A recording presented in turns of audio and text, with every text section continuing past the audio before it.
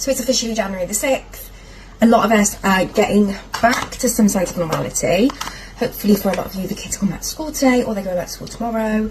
Hasn't gone as well for us. Poppy hasn't gone into school today. We tried, we got to the school, but she hasn't gone in. This is not going to derail my video today, because I am committing to doing a video every single day of the next 28 days as part of my 28-day challenge. I am back on plan today. I've kind of eased in over the last week between Christmas and today, because it's just been a lot with Bobs. Like, it's been so much. But I am so ready to get back to feeling my best. Don't care what the scale says, don't care about any of that. Like, it's all about how I feel. And every day I'm going to try and have just like a small goal that I can work towards. Today, shock, it's going to be water, because I am so shocking at getting my water in.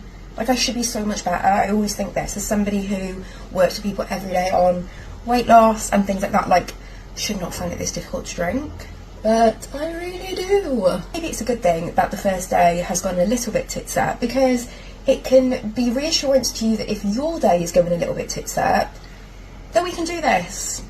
I think sometimes we have to be really careful with how we frame things in our mind. Like, so easily today I could have gone, well, she hasn't gone back into school, so the routine isn't there. However, my reality, and probably the reality for a lot of you, is that going back into school isn't guaranteed tomorrow. It's not guaranteed the day after that. Like, we are going through an exceptionally difficult stage with Pops. I have done everything that I can do from a parent's perspective. I've reached out to school, I've reached out to her children's centre where her paediatrician is based. I've reached out to a local charity that supports families of children with autism. I have done everything. So do you know what? If she is just in a place at the minute where school is hard, or just life is hard, which it has been for, to be honest, November, December, even arguably October. Actually, when I think about it more, it's been the whole school year. Like, yeah, she was going to school okay, but we were still having really bad weekends. Oh God, it's depressing if I start thinking about it too much. I have to just accept the likelihood is that is not going to change. So I can either carry on in a, not a downward spiral, that is so, like, so dramatic, because it isn't a downward spiral. It's just this little part of my brain that I have to really work to manage, that wants it to be still the perfect time, even though I know, A, that's never going to happen, and B, that mindset has only ever done damage to me. It's never helped me. But I'm not, like, immune to it, and I think sometimes we are waiting for this perfect time for our diet, or like to start being good, or I hate terms like that, but like we're starting to prioritise those good choices again, because actually what we want is to feel like that perfect time is coming. Like, living in a world or being in a place where it feels like the struggles that you're having are not going to end soon. Like, you know, we'll say like, oh, like next week or the week after or tomorrow or whatever.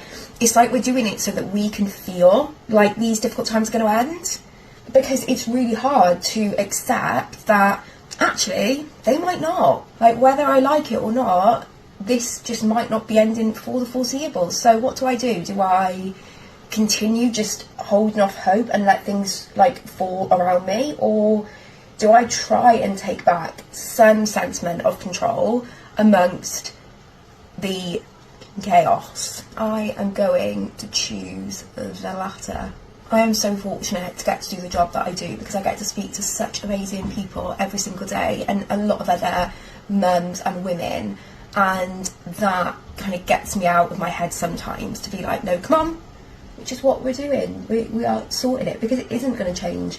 The likelihood of things changing anytime soon, as much as it pains me and I wish this was different, it's just not going to happen. We deal with problems as long as we're seeking solutions. No problem is unfixable to me. Like, that's just not how the world works. The solution may not be what I want it to be, but there's always going to be a solution there. And so that is what I'm going to work towards. I may deal with the fact that I'm stressed that she's at home, and not because I'm like my kids at home, but because her being at home means she's not in a good place. And as a parent, all you want is for your kids to be happy. At the moment, it feels like I don't know what to do.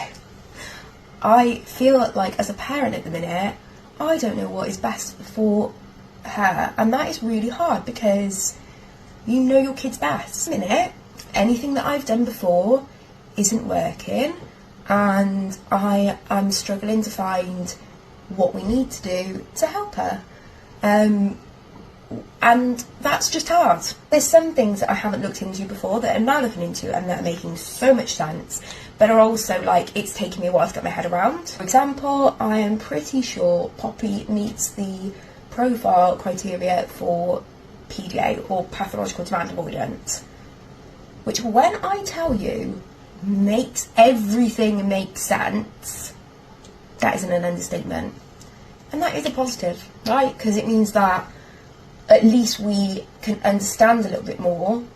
But where it's difficult is that I can understand it and yet not have the strategies or not know who to go to get the things to help. But like I said, I've reached out to all of the team, I've wrote everything out, I've detailed everything, and so hopefully they'll be in touch and we will get some answers for that. However, me putting everything off until this is solved is just the most backwards thing ever.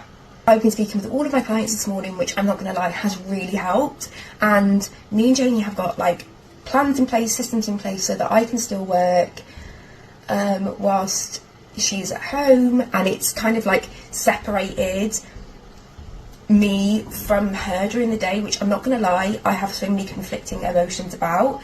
I think it's really difficult to be a working mum to a SEND child when basically mine and Jamie's gender norms, or like the normal parenting responsibilities, are flipped. And as much as I'll be over here being all progressive and like, you know, women can be the breadwinner and women can work, do think there's this instinctive tug that makes it really difficult. I've felt that real struggle, especially when things get difficult, to not be burdened with guilt because of either how I feel as a mum or how I feel as a coach to my clients. See, being a mum is the most important thing. But when I tell you working with my clients feeds my soul, like from a selfish perspective, my work gives me so much in this life. Like it helps me stay sane, it helps me keep my own mental clarity, right?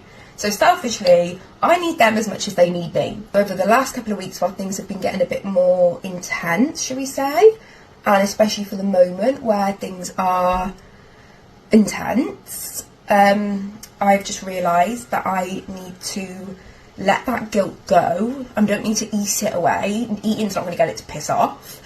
I just need to let myself feel it, do my reassurance technique to tell myself that you're not a bad mum, you're not a bad person, like this is absolutely fine. You know, things like putting in place boundaries with like the school and health professionals to say like you need to contact dad, because there's this weird preconception with them that I'm the person to contact, like even in meetings or anything like that. And we've never said like I'm her main carer.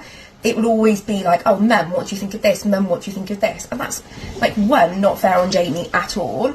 And two, it just reinforces that guilt. So even just, like, laying out to all of them, like, look, I work all week.